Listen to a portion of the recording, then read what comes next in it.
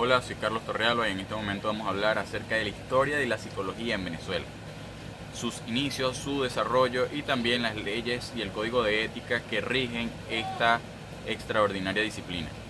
Comenzamos con la historia de la psicología. Comenzó en Venezuela a eso de la época de los 40, pero se dice que mucho tiempo antes algunos profesionales en algunas áreas se vieron interesados por este estudio de la psicología, esta ciencia que estaba más que todo en Europa y en Estados Unidos. Entonces muchos profesionales comenzaron a interesarse en esta disciplina y comenzaron a realizar pruebas psicológicas para desarrollar áreas de conocimiento y cognitivismo más que todo. Es decir, se enfocaron en áreas laborales y educativas. Mucho más adelante, compañías petroleras venezolanas y extranjeras comenzaron a implementar pruebas psicológicas en sus empleados para desarrollar más su habilidad a la hora de trabajar. Se dice que ya llegando a la época de los 40 o pisando ya esa época, en 1940 en adelante, muchos psicólogos españoles llegaron a Venezuela gracias a la caída de la República de España. ¿Por qué? Porque hubieron ciertos desacuerdos y muchas personas no estuvieron de acuerdo con el nuevo regimiento. Entonces, esa llegada a nosotros como país nos benefició en el área de la psicología porque estos profesionales fueron los que aceleraron o hicieron crecer la psicología dentro de nuestro país. Cabe destacar también que muchos profesionales venezolanos formados en el exterior en el área de psicología colaboraron también junto con los extranjeros, los españoles psicólogos, para el desarrollo de la psicología en nuestro país. Esto impulsó increíblemente la psicología dentro de nuestro país porque todos ellos contribuyeron y dieron un salto que nadie más había hecho antes. Es decir, en las universidades venezolanas, específicamente en las carreras de medicina y filosofía, se comenzaron a incluir estudios de psicología. ¿Cómo así? Pues bueno, la psicología entra en la rama de humanística, igual que la medicina y la filosofía. Entonces, así fue como la psicología se introdujo en nuestro país oficialmente. En el año 1949 se fundó el primer instituto de psicología en nuestro país. Se llamaba el Instituto de Psicología y Psicotecnia de la Facultad de Filosofía y Letras de la Universidad Central de Venezuela.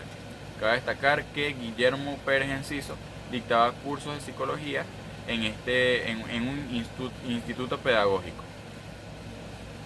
En 1956 se estableció la sección de Psicología y Filosofía en Letras en la UCB oficialmente, pero tenían limitantes como lo era la infraestructura y el personal y también los recursos. Con la caída de la dictadura de Marcos Pérez Jiménez, las limitaciones quedaron a un lado, y es por eso que en 1958 se aprobó o se permitió el pensum de psicología en nuestro país. Un año antes, en 1957, la Universidad Católica Andrés Bello también inauguró la sede de psicología dentro de sus propias oficinas, dentro de sus propias aulas, donde ofrecían programas similares a los de la Universidad Central de Venezuela y ayudaban a los psicólogos a resolver algunos problemas del área implicadas en la zona educativa, laboral y también industrial. Es decir, se aplicaban técnicas de estudio de la mente, test de psicología y muchas otras herramientas de psicología que habían hasta esa época. Estas dos universidades fueron pioneras de sus ramas porque siguieron dictando la psicología durante los próximos 21 años y gracias a estos dos institutos principales, las demás escuelas de psicología, las demás universidades donde se enseña psicología actualmente fueron inspiradas gracias a estas dos sedes principales, por así decirlo. También es importante que mencionemos que estos dos institutos no fueron los únicos. También hubo uno, pero no tan impactante como estos dos ya mencionados. En la Universidad de los Andes, también en 1950, un año después de la creación de la Facultad de Psicología y Psicotecnia en la UCB, se creó en la ULA un departamento de psicología. Es decir, en este departamento de psicología dictaban información integral para los futuros profesionales. A mi forma de ver y según lo que pude entender, este instituto no enseñaba la psicología oficialmente, sino que simplemente se encargaba de dar como introducción a la materia como tal. Ya sabiendo el origen de la psicología en nuestro país, sale la siguiente interrogante. ¿Cuáles fueron los primeros enfoques de psicología en Venezuela? Muchos dicen que fue el psicoanálisis o el conductismo o el humanismo, pero cabe destacar que antes de que la psicología llegara oficialmente a Venezuela, se practicaban ya pruebas psicológicas. Entonces, investigando un poco más, pude darme cuenta que antes de que llegara la psicología oficialmente a nuestro país, se practicaba mucho la psicometría, la orientación vocacional, los test de personalidad y los test de psicología fisiológica. Esto con el fin de ayudar a desarrollar o de obtener conocimiento acerca de los integrantes de las organizaciones educativas y también de las organizaciones profesionales laborales. Con el tiempo, en 1949, después de la fundación de la Universidad Central de Venezuela en el área de psicología, pues ahí comenzaron a llegar los enfoques más serios, más importantes para nuestro país hoy en día, que fueron el psicoanálisis, que Juan José López Ibor y José Antonio Milán fueron precursores en la introducción y la enseñanza de las ideas psicoanalíticas en Venezuela.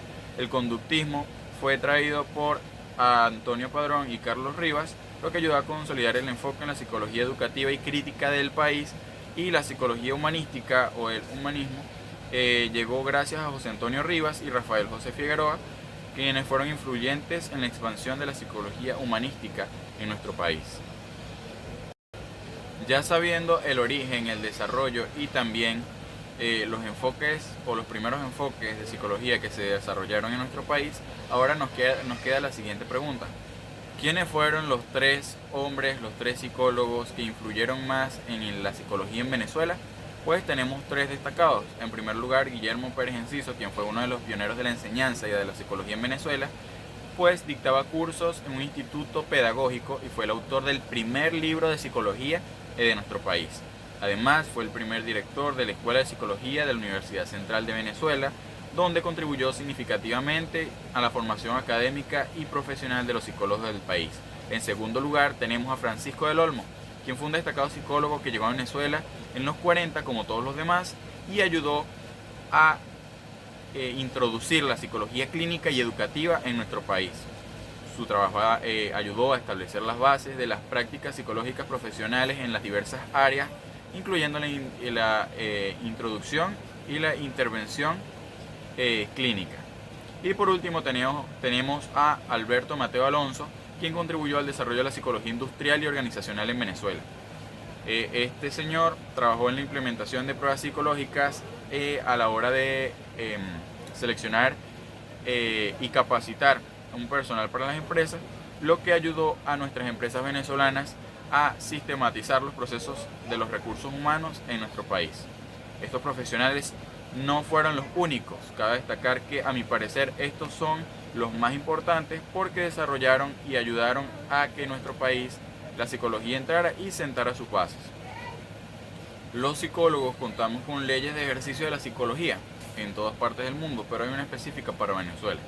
Aquí es donde voy a mencionar los 5 artículos más importantes para mí y voy a decir qué significan para mí cada uno de ellos. Cito, el artículo 1 dice: la profesión del psicólogo y su ejercicio se rigen por la presente ley y sus reglamentos, los reglamentos internos y por el Código de Ética Profesional que dictare la Federación de Psicólogos de Venezuela.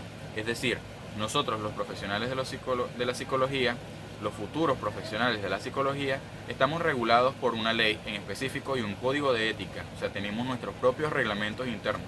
Esto asegura que nosotros como psicólogos o como futuros psicólogos podamos trabajar bajo las normas claras y éticas y podamos brindar una mejor atención a los pacientes o clientes.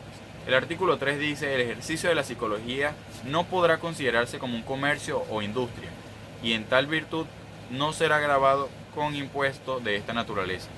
Es decir, la psicología no es un negocio, no es una industria, porque no aplicamos impuestos comerciales.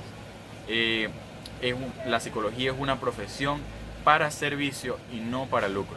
Es muy importante que todos los psicólogos profesionales y estudiantes de psicología sepamos bien y tengamos bien claro estas ideas. El artículo 4 dice: el ejercicio de la psicología es de la exclusiva competencia de las personas que hayan obtenido su respectivo título de licenciado en psicología, expedido por una universidad nacional o extranjera, siempre que estos hayan sido revalidados en Venezuela y cumplan en todo caso los requisitos exigidos en esta ley y su reglamento. Es decir, solo los que tienen un título de psicología son los que pueden ejercer la psicología en Venezuela.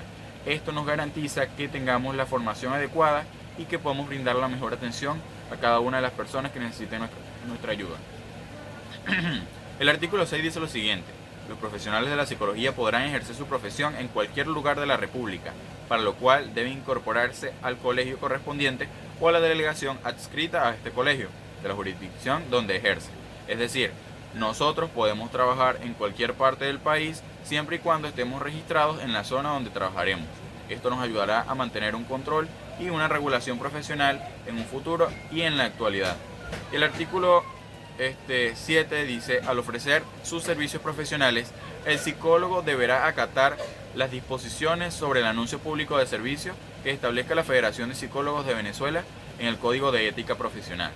Cuando nosotros los psicólogos anunciamos nuestro servicio o pensamos en anunciar un servicio, debemos seguir unas reglas de publicidad establecidas por el Código de Ética con el fin de que la publicidad sea lo más clara, transparente y ética posible y no hayan fallas de información o simplemente deshonestidades a la hora de ofrecer algún producto, servicio o bien. También es importante mencionar el Código de Ética del psicólogo. Dice aquí el artículo 4: el ejercicio de la psicología constituye una profesión eminentemente digna y humana.